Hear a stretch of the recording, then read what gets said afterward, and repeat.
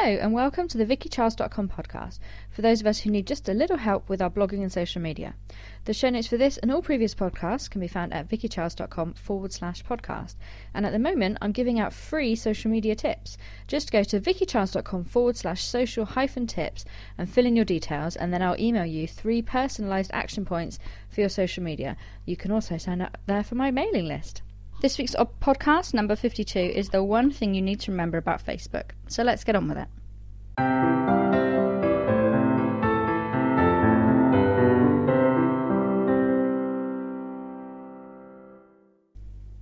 So welcome to episode number 52 of the VickyCharles.com podcast.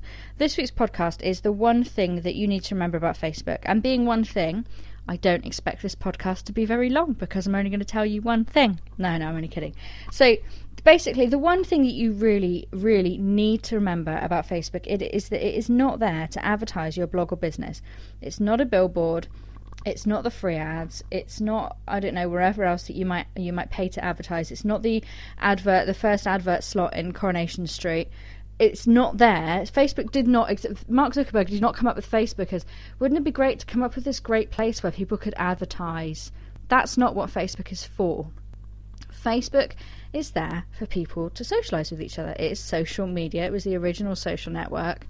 It's there for people to socialise and interact with each other. I've been on there. I was surprised this week to find that I've been on there for 8 years. That's what Facebook is for. That's how it started. And yes, they've started to allow pages and they've started to allow paid advertising. But I'm telling you, I find it very, very hard to believe that Mark Zuckerberg is making his billions from us all placing £10 ads to get our posts seen. They're not penalising your page so that you'll pay for adverts.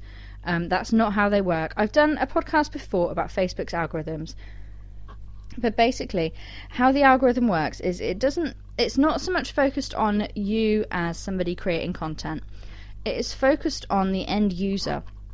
These days, I think probably about 90% of end users, people that use Facebook, do it on their mobile. So Facebook is focusing on that person on their mobile phone scrolling through their timeline. What do they want to see?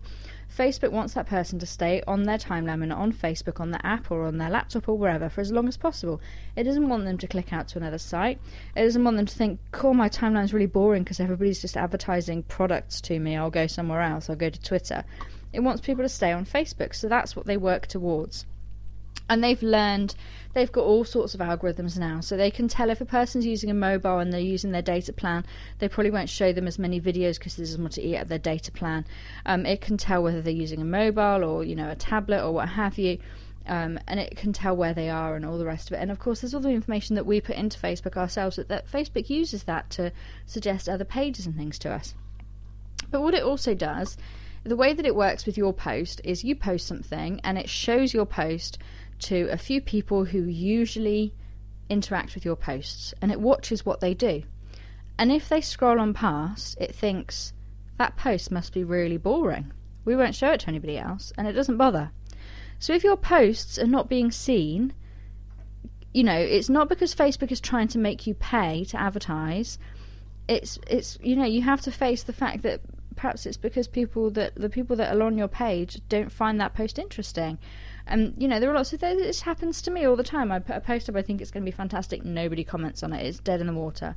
And it's trial and error, but also Facebook will look at it and go, if you post pictures and they get a really good reaction, then the algorithms learn that the fans of your page like pictures. So when you show a picture, it will automatically show it to more people. Video, Facebook loves video. The last 2 weeks' podcasts have been about videos. It loves video. It's always going to show your video to more people than it will a picture or a text update or anything else. And with links, if you post the same link more than once in a week, it's not going to like that. But also because it seems that it's you're repeating content, it's just not interested. But also, if you're posting links, then you're asking people to go off of the site, and Facebook doesn't like that. Of course it doesn't like that. So I try and only post 1 or possibly 2 links a day, and the rest of what I post is gibberish nonsense, really. Anything that pops into my head, really, on my Single Mother Ahoy page. On my Vicky Charles page, I try and keep it to Facebook and Twitter related or business related at the very least. But on Single Mother Ahoy, I do generally post, anything really that pops into my head, because I figure that, I've got a much wider audience there, and they're probably more likely to be interested in the randomness that goes on in my head. So the main thing to remember with Facebook is that if you're using it just to advertise your product or your business or your blog, you're not going to get very far, because realistically, I don't know about you, but I don't go, I really need a new mascara. I know, I'll go and look on Facebook. And I very rarely go, I want to go on holiday next week. I know, I'll go and look on Facebook. And I definitely never ever say, I'm thinking about aloe vera. I've heard it's good for me. I know, I'll go and look on Facebook. People don't do that. The thing with everything that people are selling, with blogs and everything, is that you might be selling your blog, or you might be selling your products, or whatever network marketing you're in, or whatever it is that you do. But realistically, you need to build a sense of community around you. You need to build, I hesitate to call it a fan base, because it's not fans, but people around you who are interested in what you're saying. So like a big collection of friends who are interested in what you're saying, and then there's that saying, don't find customers for your products, find products for your customers. So you've built this group of people around you, they're interested in what you're saying, they hang on your every word, and then you say to them, I've just this great new product has come out and I really think you'll like it because whatever. Or I'm just so you know, I'm doing this special offer on portrait photography for proms, just in case you're interested. But you shouldn't be on there every day going, buy my crap, buy my crap, buy my crap. Nobody wants. That's like if you go to the school gate to drop your kids off and somebody just comes up to you and is like, sign up for my utility company, and that's their only topic of conversation, and then you leave, and half an hour later they phone you up to say, sign up for my utility company, and that's all they've got to say to you. And then who wants to hang around with that person? If you see that person coming towards you, you pretend to be on your phone. Don't pretend you don't. I know you do, because I do too. So Facebook is the same thing. It is a social thing. It's like, it's not really, Twitter is more kind of, being in the pub, but Facebook is the same sort of thing. What you've got to think is that people go onto Facebook for information, for light entertainment, for knowledge. They don't go on there to be sold to. And if you're trying to sell something like a product, buy my product, read my blog post, go to my blog post, I need traffic on my blog, so just go to my blog, that's not going to get you anywhere. What you need to be doing is giving people value. So if you if you are a network marketer for a makeup company, one of the makeup companies, you might start showing people how to do their eyeliner nicely, or how to, do foundation, or how to cover up blemishes, or how a good way to remove makeup, or there are like millions of things that you can do. Look, there's this great new look, and here's how you do it. And by the way, this is the name of the product I'm using. By the way, I sell that product if you want it. You don't. And, I see people that post like endless pictures of themselves wearing their products, and that's great, yeah, but I look at that and I go, well, I can't put makeup on for toffee, so it doesn't matter what brand I use, I'm still going to look rough. So I look at you looking pretty with your nice makeup, and I think, well, you look really nice, but you know how to put makeup on.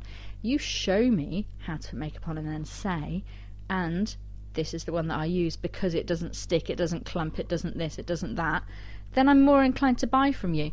If you show me, if you just keep going on that you've got an offer on this product, or what's that one that I saw the other day? I don't know.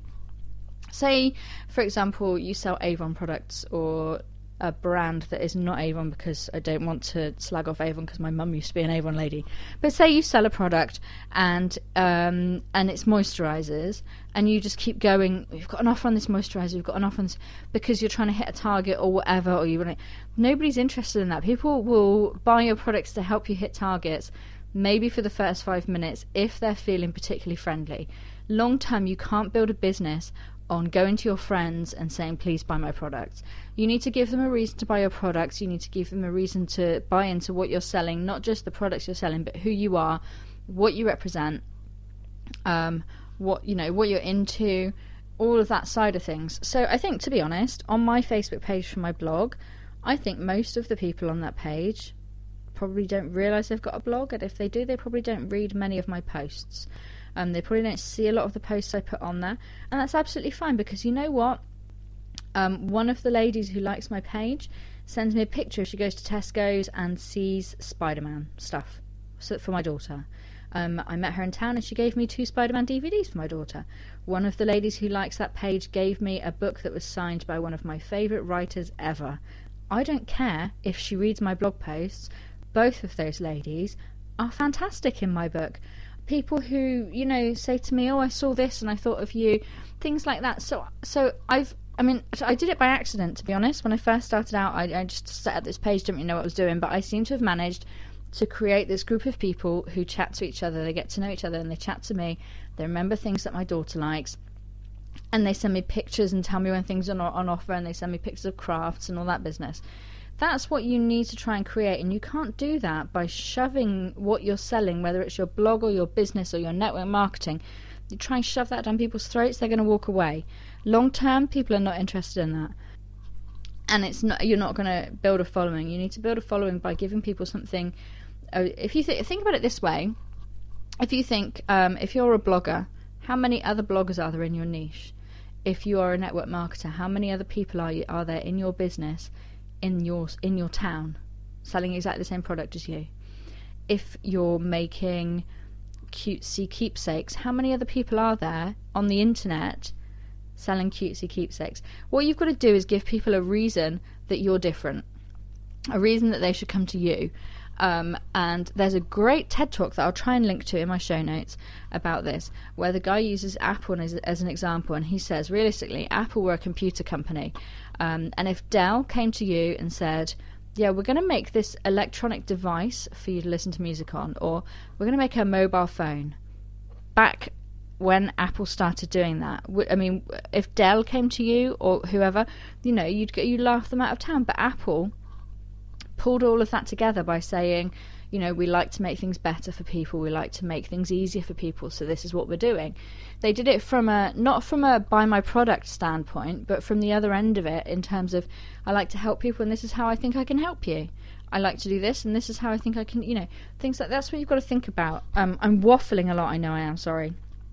But I've just seen so many posts, and I've spoken to so many people this week who seem really disheartened by Facebook because nobody is commenting on their posts or interacting with their posts, or their post isn't getting much reach. And it's really harsh to say, but what you have to bear in mind is that if you're not posting anything interesting or of value, why would people interact with it? You have to find something that's interesting and of value.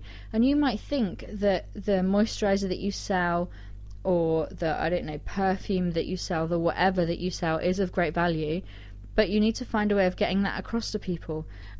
Think of what you can give people alongside the product that you sell from your network marketing company, or if you're blogging, you know, what can you give people that's different, so that you're different from the next blogger, so that, you know, if you think I'm a parent blogger, and there are 10,000 people on the TOTS 100 chart, and that's not even all of the parent bloggers. There are thousands and thousands of parent bloggers. You have to find a way of making yourself different.